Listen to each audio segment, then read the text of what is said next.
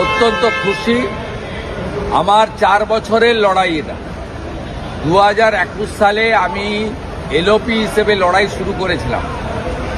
Speaker মুকুল রায়কে বলেছিলেন উনি বিজেপিতেই আছেন।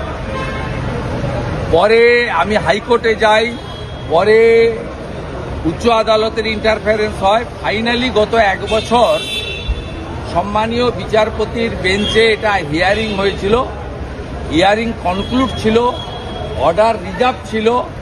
আজকে 2টোর সময় অর্ডার পাস হয়েছে। এটা সংবিধানের জয়।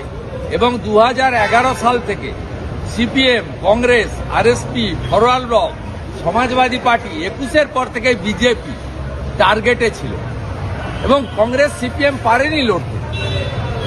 মোট 54 এমএলএ কে ভয় দেখিয়ে সুইচ ওভার করিয়েছে।